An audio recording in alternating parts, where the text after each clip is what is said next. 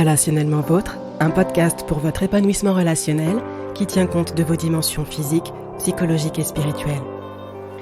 Hello, bienvenue pour ce 45e épisode de Relationnellement Vôtre. On se retrouve pour un nouvel épisode en compagnie d'Isabelle, cette consoeur psychologue que vous entendez régulièrement sur ce podcast. Bonjour Isabelle. Bonjour Kelly. C'est chouette de pouvoir collaborer sur une thématique pour laquelle les abonnés Instagram ont majoritairement voté, à savoir les relations fraternelles. On ne le répète jamais assez, il n'y a pas de relation parfaite ni de relation idéale. Il y a des relations ajustées à qui nous sommes pour maintenir un certain équilibre et surtout une bonne santé personnelle et relationnelle. À travers cet épisode, nous aimerions vous aider à y voir plus clair dans ces relations riches en couleurs qui sont bien souvent un mélange de complicité et de rivalité à des degrés différents en fonction de l'histoire de chacun. Car il y a autant de manières d'être en relation avec sa fratrie qu'il y a de frères et sœurs sur Terre, bien sûr. Toutefois, il y a des comportements, des modes de fonctionnement qu'on retrouve typiquement dans une fratrie. Peux-tu nous dire, Isabelle, quels sont ces comportements ? Oui, tu l'as dit Kelly, les relations fraternelles sont teintées tour à tour d'amour, de fusion, de complicité, de rivalité fraternelle, de jalousie, d'alliance, de mésalliance, de conflits voire de bagarres, et c'est comme ça que ça doit être. Ok. Tu as cité la rivalité fraternelle. Peux-tu nous expliquer ce dont il s'agit et est-ce normal ? Oui, c'est même systématique dans les fratries. L'enjeu principal est l'amour des parents et particulièrement l'amour maternel. Tout cela répond au fantasme de perte d'amour quand un frère ou une sœur arrive. Dans le cas du premier enfant, l'enjeu va être de retrouver l'exclusivité de la relation à la mère, perdue à l'arrivée du second, et pour le second, de garder le monopole de l'attention et de l'amour maternel. Ainsi, l'arrivée du second enfant génère chez le premier un vécu de perte d'exclusivité, qui va générer un sentiment de jalousie. Et c'est ce qui a induit cette rivalité fraternelle. Eh oui. Nicole Prieur, qui est psychothérapeute, écrit que la rivalité et la jalousie sont la manifestation d'un enjeu existentiel antagoniste entre l'aîné qui doit apprendre à laisser une place au cadet et celui-ci, qui doit parvenir à imposer sa présence. La fratrie se constitue à partir d'un vécu douloureux de perte ou de manque. Ainsi, les rivalités et la jalousie sont constitutives des relations fraternelles, autour desquelles s'articulent précocement les notions de partage, de place, de pouvoir, de comparaison, de possession, avoir autant sinon plus que l'autre, pour ne pas se sentir inférieur ou moins aimé. C'est très bien expliqué. Finalement, cette rivalité, c'est la base d'apprentissage relationnel, d'interaction sociale. Quand tu parles de comparaison, quand tu parles de partage, quand tu parles de toute cette dynamique d'acceptation de l'altérité de l'autre. De la présence de l'autre, ouais. Exactement. Finalement, la fratrie prépare aux relations avec les autres aussi. Oui, tout à fait. Finalement, c'est dans la fratrie qu'on apprend à laisser de la place à l'autre et finalement, c'est la fratrie qui initie à la présence de l'autre. Et finalement, la façon dont vont se gérer les relations fraternelles va conditionner quelque part la façon dont on va appréhender les relations sociales. Et oui. Que ce soit dans la scolarité, que ce soit entre les collègues, que ce soit après dans d'autres lieux, finalement, la façon dont on aura géré nos relations fraternelles et géré cette frustration de l'arrivée du petit frère ou la petite sœur qui arrive après, ça va colorer et déterminer la façon dont on se trouvera en relation plus tard dans notre vie. Et oui, merci pour cette précision Isabelle. Dans ce que tu as souligné en réponse à la première question, tu as aussi évoqué la relation fusionnelle qui peut être perçue comme la dynamique rêvée dans une fratrie, mais est-ce forcément le cas ? Comme pour la jalousie, la fusion n'est pas bonne lorsqu'elle est permanente. Il peut y avoir des relations fusionnelles entre frères et sœurs, c'est le cas parfois dans les relations gémellaires, mais cette période de fusion dans l'histoire de la fratrie doit rester transitoire. Ça peut être également le cas dans les fratries qui traversent des épreuves de vie. Les enfants vont alors fusionner pour se soutenir face à des traumatismes, tels que les situations de maltraitance, d'abandon, le deuil d'un parent. Les enfants vont alors se raccrocher les uns aux autres dans un lien très fort pour faire face. Et ça peut être aussi le cas lorsqu'il y a un écart d'âge important. Les grands frères et sœurs prennent parfois les plus petits sous leur protection, un peu comme dans une relation parentale. Oui.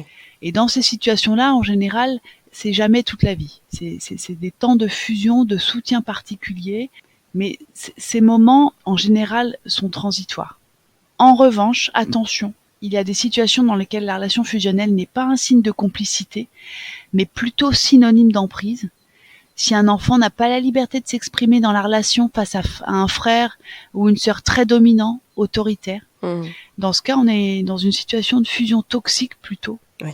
où l'un est assujetti au désir de l'autre et instrumentalisé, utilisé par l'autre. Malheureusement, durant l'enfance et même parfois l'adolescence, c'est un mode de fonctionnement dont on ne réalise pas la toxicité.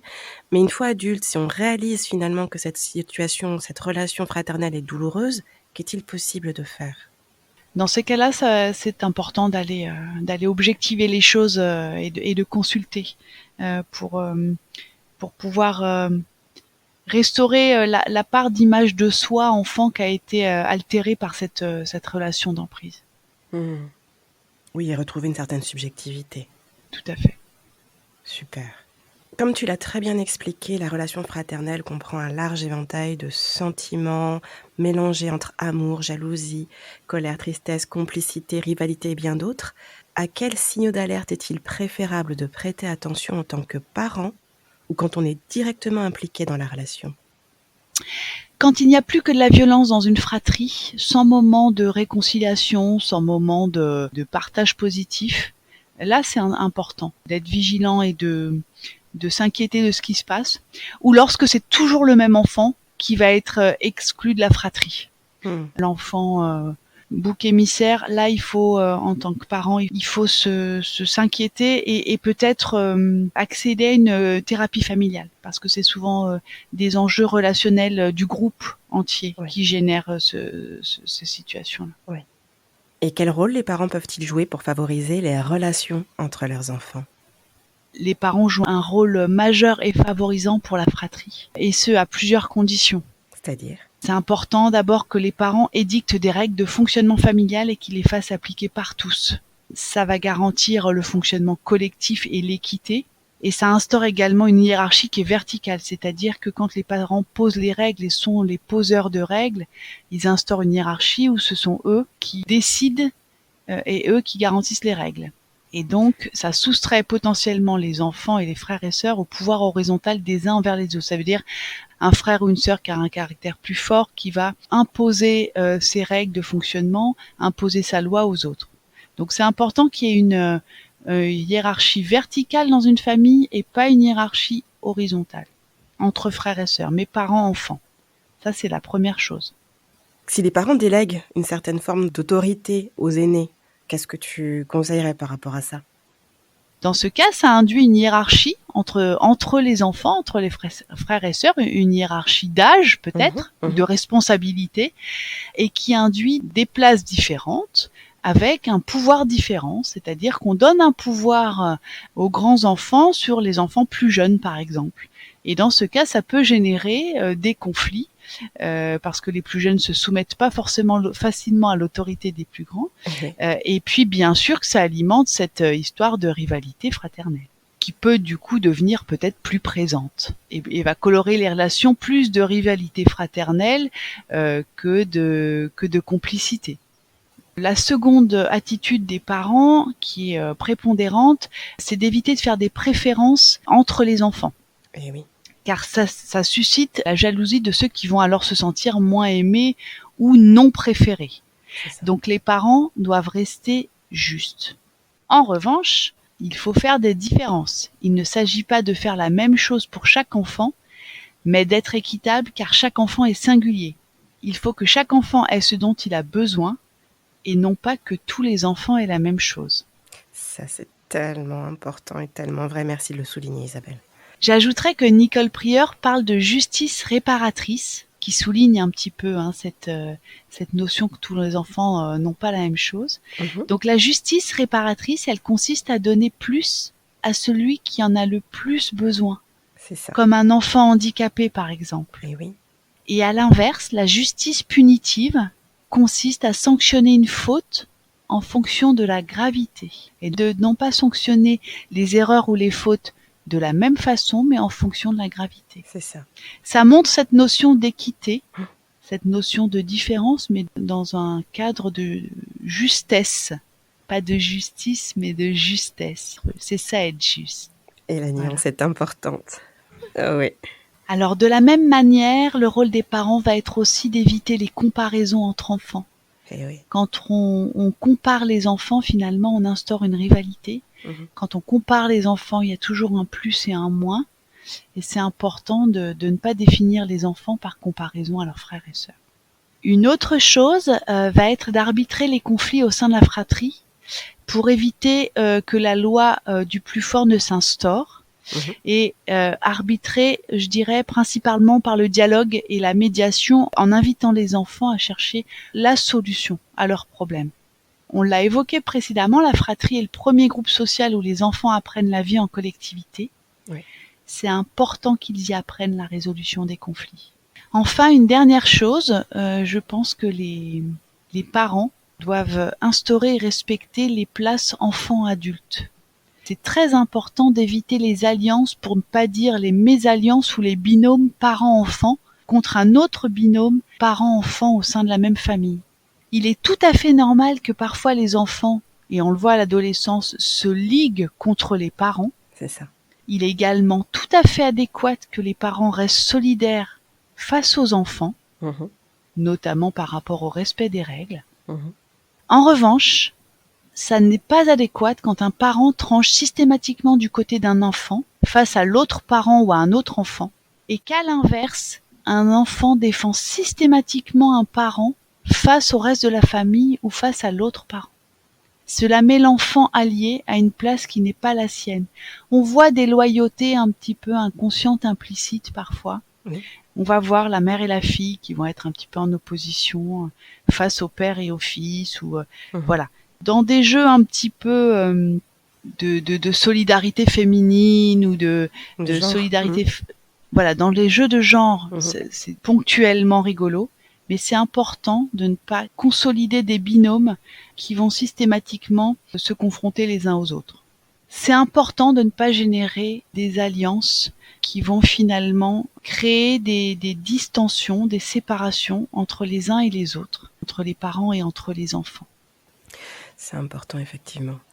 Parce que ces mésalliances ou ces alliances peuvent donner plus de pouvoir aux enfants qu'ils ne devraient en avoir, c'est ça? C'est ça, et puis ça met souvent l'enfant de manière inconsciente en conflit de loyauté par rapport à l'autre parent de l'autre binôme. Ça crée des oppositions. Eh oui, très important.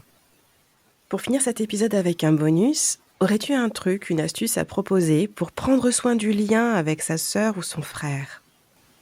Alors c'est très important d'entretenir et de développer un lien individuel en dehors du lien collectif de la fratrie. On l'a vu, hein, il peut y avoir des conflits, il peut y avoir la complicité, il peut y avoir la rivalité, on l'a nommé la fusion, dans des mécanismes de groupe, mais c'est important d'entretenir une relation individuelle. À l'adolescence et après à l'âge adulte, quand les enjeux s'apaisent, de vraiment entretenir la relation avec son frère, sa sœur, ses frères, ses sœurs, dans des liens qui sortent du lien collectif. Quand tu parles de sortir du collectif, tu veux vraiment mettre en valeur le fait de sortir du groupe de la fratrie pour tisser du lien à deux, c'est ça ? Oui, tout à fait, c'est ça. Pour tisser un lien individuel, un lien privilégié éventuellement, qui sortent du fonctionnement familial et des règles du fonctionnement de la fratrie et des règles du fonctionnement du groupe. Ok. Le second conseil que je pourrais donner concernant les relations entre frères et sœurs, c'est d'accepter que la relation ne soit pas la même avec chaque frère et sœur. Les frères et sœurs entre eux ont des préférences et c'est humain. Est-ce que ça signifie que les affinités et la complicité se tissent différemment d'un frère ou d'une sœur à l'autre parce qu'ils sont différents ? Oui, tout à fait, et voire même ne pas se tisser. Donc il est acceptable que le lien ne se crée pas, ne se fasse pas entre frères et sœurs. Je dirais qu'il est à accepter que parfois on ait moins d'affinité avec un frère ou une sœur, de même que nos frères et sœurs ont à accepter parfois qu'on ait moins d'affinité avec eux. Je crois que c'est justement à cause de cette histoire de rivalité que c'est un petit peu...